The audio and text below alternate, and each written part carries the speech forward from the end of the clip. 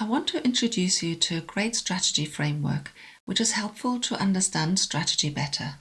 It is also useful if you want to get others to participate in your strategy formulation. The framework was developed by Henry Mintzberg and is called the 5 P's of strategy. Strategy is an often misused and misunderstood term. This misunderstanding can become a stumbling block when you bring a group of people together to make important decisions for the future of your organization. A great advantage of the 5P framework is that it allows you to talk about the same things when you're discussing strategy.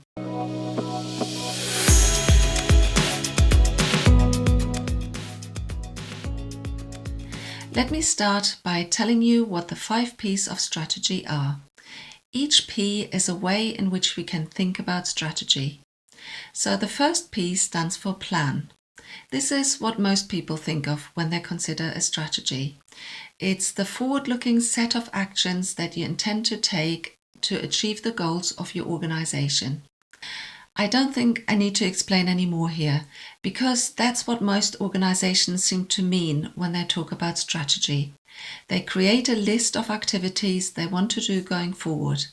And it's a very comforting view of strategy, because things in your plan are under your control. The second P in your framework is the ploy. The ploy are the tactics which you are planning to use to outsmart the competition. Now, the plan and ploy often go together, but Mintzberg suggests that the plan is not superior to the ploy. He says you can often not know in advance how important the small things turn out to be. A nice example of a successful ploy is the Red Bull story. When they entered the market in the late 1980s, the market was already pretty saturated with energy drinks. Competing with much bigger players using adverts was out of the question, because as newcomers they did not have the required budget. So what did Red Bull do? They went to nightclubs in London and left empty cans of Red Bull scattered outside the clubs and in overflowing litter bins. They did that to create an illusion of popularity. People exiting the clubs would see all the empty cans and assume everyone must love the drink. And that little ploy really got Red Bull off the ground. Red Bull now has a market share of 44% with net sales exceeding $10 billion. Not bad for a little ploy. So plans and ploys are what an organization intends to do. However, Mintzberg did not think that following a plan was the norm in organizations. Instead, what Mintzberg observed was the third P, which is a pattern.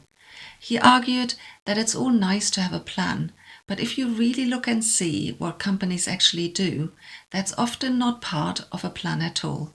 Sometimes successful companies do all sorts of things that aren't part of a plan. But the pattern a company consistently acts out is observed by others. That's why I have a little camera here as a symbol, and that camera produces not a film, but organizational DNA. In his paper about the 5P, Mintzberg takes a little bit of a detour at this point to explain more about patterns and a phenomenon he calls emergent strategy. Mintzberg explains, if a plan would always be carried out as intended, it would become the realized strategy. There would be no difference between the plan over time and the pattern. But Mintzberg said that is not what companies actually do. The intended strategy most often does not become the realized strategy. Instead, only part of the intended strategy becomes deliberate strategy. Another part never gets carried out at all. That becomes the unrealized strategy. In addition to the deliberate strategy, we see lots of activities that were never part of the plan. These activities he calls emergent strategy. And so the strategy we end up with, the realized strategy, really looks quite different from the intended one. The arrow indicates that you are no longer moving in the original direction. The interesting question here is this a good or bad thing, the emergent strategy? Most senior leaders spend a lot of effort to get staff to carry out the strategic plan by setting goals and milestones and KPIs. But consider this example. that Mintzberg gives in his paper. He talks about Honda trying to enter the American market with large heavy motorbikes. Their strategy was based on the reasonable assumption that everything in the US was bigger and more luxurious than in Japan. But these heavy motorbikes didn't catch on. Instead, the CEO and other staff were riding around on little 50cc Honda motorbikes in Los Angeles, and they attracted a lot of attention. People wanted to know where they could buy these small motorbikes. So very quickly, Honda produced these in-demand smaller bikes in America and carved out a niche in the market. If they had decided to stick with a plan, which was to launch large motorbikes, well, they likely would have failed. And so Mintzberg concluded that sometimes it's better to allow strategies to emerge by themselves. But regardless of whether you prefer a plan or allow your strategies to emerge, there are two more ways to think about strategy. This brings us to the fourth P in the framework, which stands for possession. Now, you might recognize this way of thinking about strategy from other mega brains like Michael Porter, who wrote extensively about rivalry in an industry and the need for building competitive advantage. In any environment, you have resources, and as in nature, we have competition for these resources.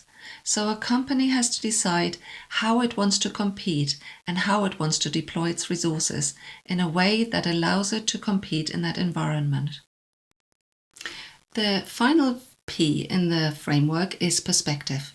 Mintzberg saw the perspective view of strategy as the way the company thinks about itself. For example, the alcoholic drink manufacturer Diageo is really a marketing and branding company. One quick look at their homepage will show you. Apple thinks of itself as a design company rather than a technology company, and McDonald's succeeds not because it makes food, but because of its amazing efficiency. How a company sees itself is deeply embedded in the organization. It is the shared perspective of those in the organization, sometimes referred to as the organizational culture. Organizations develop this character by interacting with the world as they perceive it. So we have now seen the 5 Ps individually, but really important insights about strategy reveal themselves when you look at the way the 5 Ps contrast and combine. I already mentioned the contrast between plan and pattern earlier. The plan is formal and tries to predict the future. The pattern is quite nimble and responds to situations. Recognizing that both views of strategy are important, one gives you focus, the other allows you to pivot when needed. That's the kind of understanding that helps your team to align. Another interesting contrast lies in the perspective and the plan. The plan is logical, whereas the perspective is about sensing the world. This reminds me of Daniel Kahneman and insights from his book Thinking Fast and Slow. He says the majority of thinking is fast, relies on intuition and operates largely on autopilot. To me, that sounds a lot like what Mintzberg describes as perspective. This could explain to some degree why plans that require change are often so difficult to achieve. People often say culture eats strategy for breakfast. That contrast between perspective view and the plan embodies that expression. We need to be aware of our autopilot. Another important combination to understand is between pattern and perspective. I think of the perspective of what you want to be versus the pattern, which is what you are because of your actions. Consistency between what you say and what you do is really important. If you have good alignment here, it will build trust. Any inconsistencies will be picked up by the people you deal with, like your customers and employees, and they are likely to interpret the discrepancy as lying or virtue signaling. Understanding perspective versus pattern is also helpful in terms of change management. Research suggests it's much easier to change people's behavior than their mindset. So by changing your pattern, you can affect how you think of yourself, and that's an opportunity to change the culture. Also look for patterns in your competitor companies. What do they repeatedly do? And are there any contradictions between what they say they do and what you can observe them do? Where you find these contradictions, it's a place of opportunities that you can think about. When you look at your competitors through that lens and figure out their patterns, you gain insights into what they probably can't do. And that's important because they will respond to your strategy. And ideally, you want to find a strategy that is specific to you and hard to copy for the competition because it doesn't fit into their pattern. Talking about the competition leads me to think about how perspective and position fit together. The Diageo example I mentioned earlier shows how we think of ourselves determines how we compete. In his paper, Mintzberg mentions McDonald's and their options for growth. McDonald's was able to successfully introduce the McMuffin breakfast when they wanted to utilize their restaurants in the early hours of the morning. But they would not have been able to offer candlelit dinner experiences because that clashes with the mindset of fast, efficient food service. So, how the organization positions itself is strongly tied to its identity, which is the perspective view in Mintzberg's framework. Getting your team to recognize this might help in choosing better options when positioning against the competition. One final contrast I want to mention is between ploy and position. Clearly, both views are about the competition, but ploy is the short-term quick fix, whereas position is about the long-term direction and choices of where and how to compete.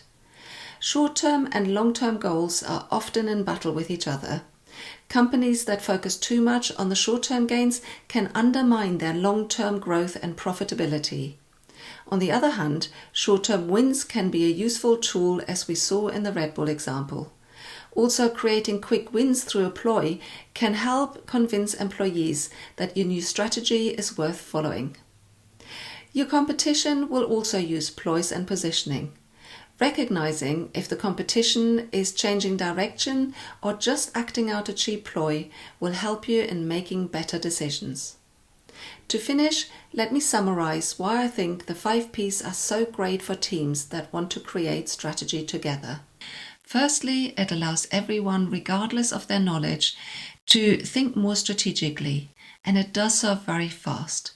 You don't need to read 15 books or do an MBA. And for your employees to think more strategically can only be a good thing, because as we saw, employees make decisions every day, and their actions will affect the strategy, so you might as well involve them in the strategy process and get everyone to act more consistently. Secondly, the different elements of the 5P framework suits different personality types. This allows everyone to contribute their insight to the strategy formulation. For example, plans suit organized, logical, analytical people. Ploy fast-thinking, witty, savvy people that understand what works now. Patterns are for observant, attention to detail, maybe empathetic individuals. Position is ideal for long-term thinkers with experience who deeply understand an industry. Perspective possibly suits best those that are sensing and reflective individuals who value accountability. Using the 5 Ps means you can capture a much larger number of insights that already exist across your organization. Thirdly, the framework allows you to see strategy as something that is not dictated down from above. It will make employees see that you need to work across functions and avoid siloed thinking, and it promotes understanding and collaboration. And lastly, the framework allows perceived wisdom to be challenged and for the organization to learn. This step up in strategic thinking is priceless. An employee who understands and embodies your strategy is better at decision making and more confident about contributing to the organizational goals. And it allows them to grow and take on more complex tasks. If you found this video useful, please like and subscribe and leave a comment below. Thank you for watching, and remember, individually we are talented, together we are strategists and we grow.